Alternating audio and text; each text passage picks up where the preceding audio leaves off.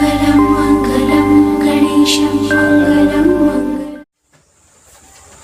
नमस्कार दोस्तों, मैं राकेश अपना YouTube channel the winner point में स्वागत करते हैं। आज हम एक नए टॉपिक लेकर आ चुके हैं, समबाहु त्रिभुज। समबाहु त्रिभुज में जितने भी टाइप के सवाल होंगे आज सभी को देखेंगे। बहुत कम समय में बहुत इजी से, जैसे कोई समबाहु त्रिभुज में के अंदर वृत्त दिया रहता है, यानी अंतःवृत्त, और एक होता है परिवृत्त। इस टाइप का सवाल अगर आपसे पूछ ले एग्जाम में तो मात्र 5 सेकंड में कैसे हल करते हैं, तो आइए सीखते हैं। तो वीडियो में अंत तक बने रहिएगा, तभी अच्छे से आपको समझ में आएगा। और हम एग्जाम्पल के तौर पे बहुत सारे सवाल लिए हुए हैं, आज उसको देखेंगे। तो देखिए, इसमें मात्र जो है समबाहु त्रिभुज में 2-3 बातों को याद रखेंगे और सारा समबाहु त्रिभुज का सवाल एक झटके में पूरा ख़त्म हो जाएगा। तो आइए स्टार्ट करते हैं। देखिए, एक समबाहु त्रिभुज जैसे होता है, ये समबाहु त्रिभुज है। ये क्या है? एक समबाहु त्रिभुज है। समबाहु त्रिभुज में क्या होता है? तीनों भुजा बराबर होते हैं। एक समबाहु त्रिभुज हुआ, इसको जो है ये समबाहु त्रिभुज में इसको बोलते हैं ऊंचाई बोलते हैं, या समद्विभाजक रेखा भी बोलते हैं। इसमें देखिए, इसका केंद्र होता है यहाँ पे। दूसरे फिगर में हम समझते हैं ये समबाहु त्रिभुज अगर भुजा मान लेते हैं तो ये भी ये भी है, और ये ऊंचाई है। ऊंचाई बोलिए या शीर्षलंब बोलिए या मध्य, ये मेरा मध्य बिंदु हुआ। अब दूसरा फिगर हम अगर समझते हैं, देखिए ये मेरा फिगर रहा समबाहु त्रिभुज का।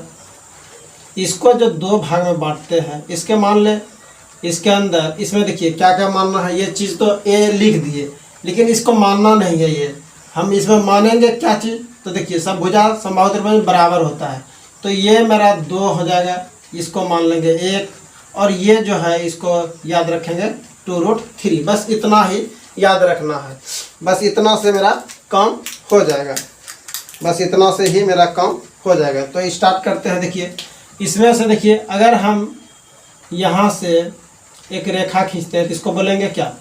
अंतःवृत्त की त्रिज्या भी बोल सकते हैं। यानी एक सेकेंड, थोड़ा सा इसमें सटाने हैं। तो देखिए, यहाँ से हम अगर कोई फिगर को स्टार्ट करते हैं, ये ले ये हो गया। यहाँ से देखिए अंतःवृत्त का त्रिज्या, यानी केंद्र से ये क्या मेरा ये त्रिज्या हुआ, इसको 1 लिख सकते हैं।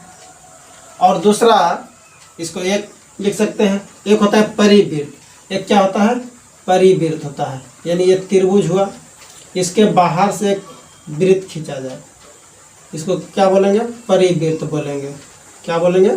परिवृत्त। तो इसका जो है त्रिज्या है परिवृत्त का, यहाँ से यहाँ, यानी इसका जो त्रिज्या ये होगा, ये 2 होगा। और एक फिगर हम और बताते हैं। देखिए, इसमें याद रखना, इसमें तो हम लिख दिए सारा चीज़, इसी को याद रखना, ये सब समझाने के लिए कर रहे हैं। एक तीसरा फिगर होता है, ये मेरा फिगर है। ये क्या है?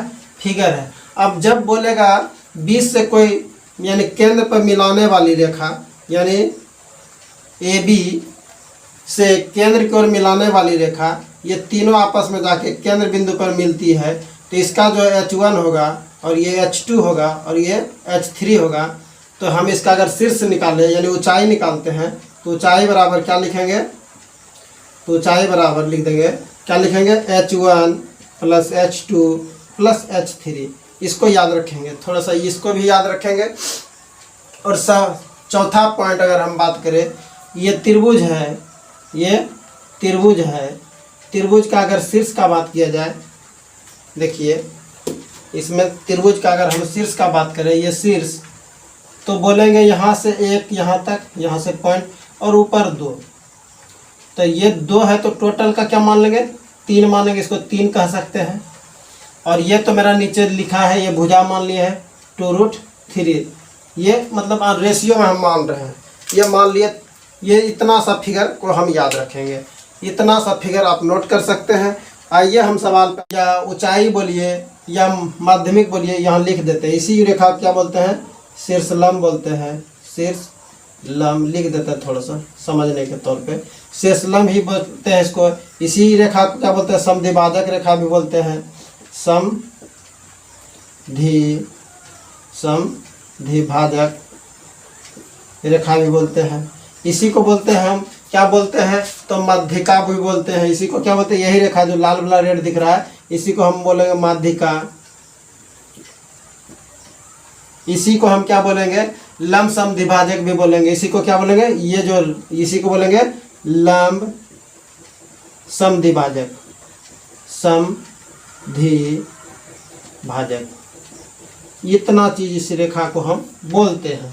तो ये चीज आपको समझ में आ गया होगा। इसको नोट कर लीजिए। इसको मिटाते हैं थोड़ा सा, काहे कि मेरे पास ये स्क्रीन बड़ा नहीं है। तो देखिए,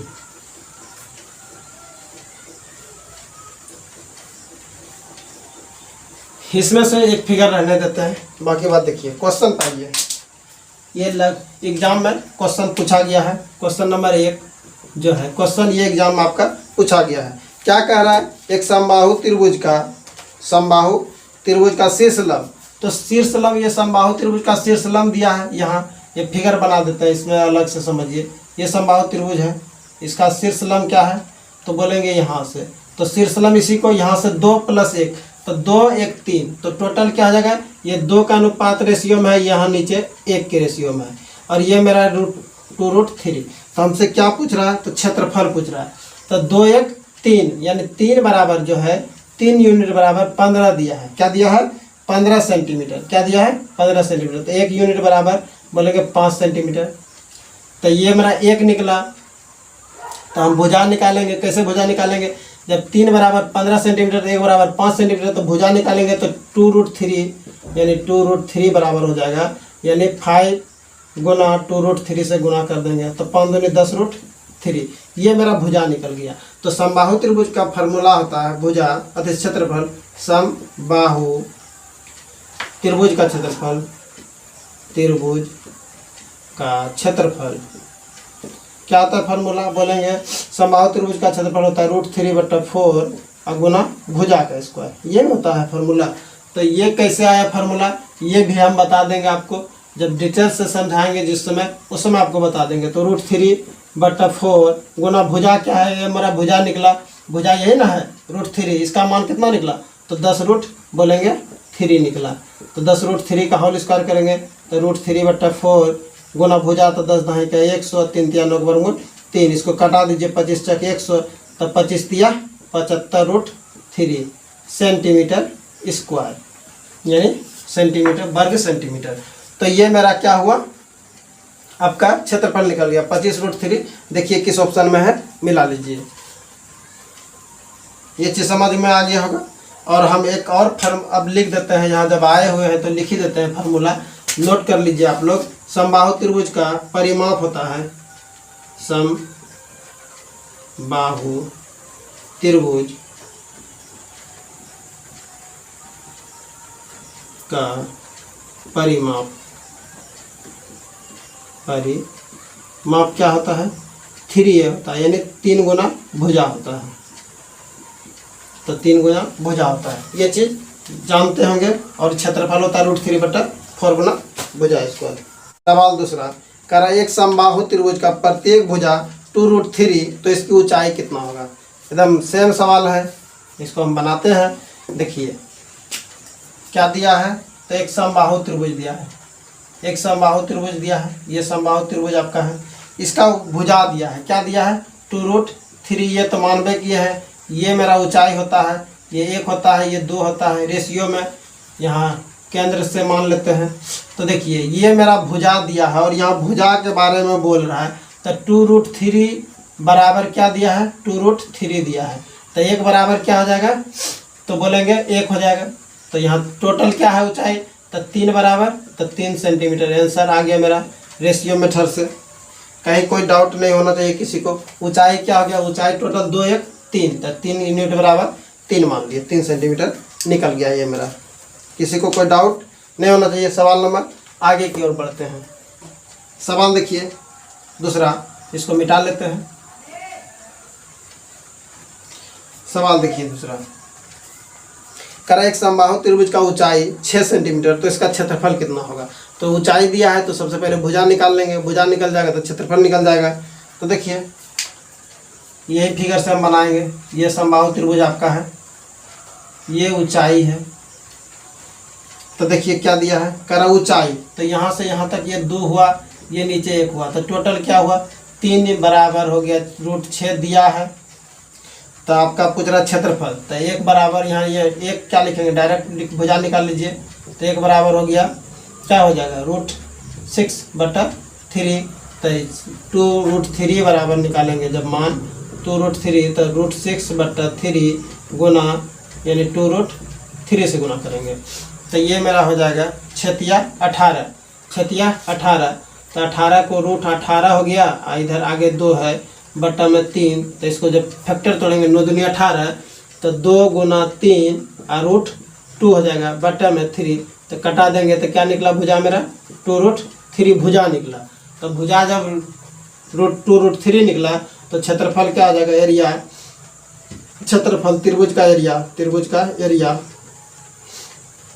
त्रिभुज का क्षेत्रफल, त्रिभुज का क्षेत्रफल क्या आ जाएगा फॉर्मूला, √3/4 गुना भुजा स्क्वायर।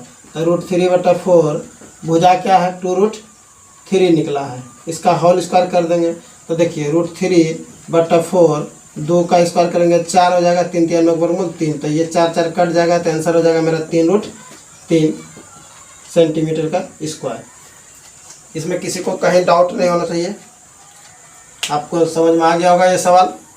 सवाल नंबर अगला बढ़ते हैं। देखिए करा एक समबाहु त्रिभुज का अंतःवृत्त का क्षेत्रफल 462 सेंटीमीटर स्क्वायर है, इस त्रिभुज का परिमाप क्या होगा। कोई दिक्कत नहीं, सवाल आगे बढ़ते हैं। देखिए सवाल इसी को रहने देते हैं रेशियो में। तो देखिए अंतःवृत्त का क्षेत्रफल दिया है, कहने का मतलब ये अंतःवृत्त है, इसके अंदर जैसे ये त्रिभुज बनाए तो अंतःवृत्त किसको बोलेंगे, तो बोलेंगे इसको अंतःवृत्त बोलेंगे। तो इसका त्रिज्या क्या हो जाएगा 1, यानी इसका क्षेत्रफल दिया है, तो वृत्त का क्षेत्रफल क्या होता है πr का स्क्वायर होता है। तो πr का स्क्वायर दिया है 462 दिया है, तो यहाँ से r का मान निकाल लेते हैं। r का मान निकाल लेंगे तो r का तुलना r से कर देंगे। तो देखिए पाई का मान 22/7 और गुना r का स्क्वायर है बराबर 462। तो इसको कटाइए, 11 दूनी 22, 11 से 11 4 44, 11 दूनी 22, ये कट गया आपका 21 दूनी 42। तो r का स्क्वायर बराबर हो जाएगा 21 गुना 7, तो इस वर्गमूल निकालेंगे तो क्या आ जाएगा r बराबर, इस पर रूट चल जाएगा यानी 21 गुना 7, तो 7×21, तो r बराबर 7√3 निकला। r का मान क्या निकला 7√3, यानी त्रिज्या, यानी r का मान निकला 7√3 और त्रिज्या यहाँ दिया है कितना 1 यूनिट बराबर 7√3 निकला मान सेंटीमीटर। तो हमसे क्या पूछ रहा है, परिमाप पूछ रहा है। तो परिमाप यानी ये भुजा जब निकालेंगे, देखिए 2√3 ये भुजा है, तो तीनों भुजा का योग होता है। तो यहाँ से भुजा निकाल लेंगे 2 तिया 6√3, तो 6√3 का मान निकाल लेंगे। तो 6√3 का मान निकालेंगे तो 7√3 और गुना 6√3 से गुना करेंगे तो 66 42 और गुना 3 तिया 9 वर्गमूल 3, तो 2 तिया 6 4 तिया 12 126 सेंटीमीटर हो गया मेरा परिमाप। इसमें कहीं किसी को डाउट समझने में नहीं होना चाहिए। आगे आंसर। फिर अगला सवाल देखिए क्या कर रहा है, कह रहा है किसी समबाहु त्रिभुज के परिवृत्त की त्रिज्या 8 सेंटीमीटर, तो अंतःवृत्त की त्रिज्या क्या होगा। इस तरह टाइप का सवाल पूछता है, इसको मिटाते हैं।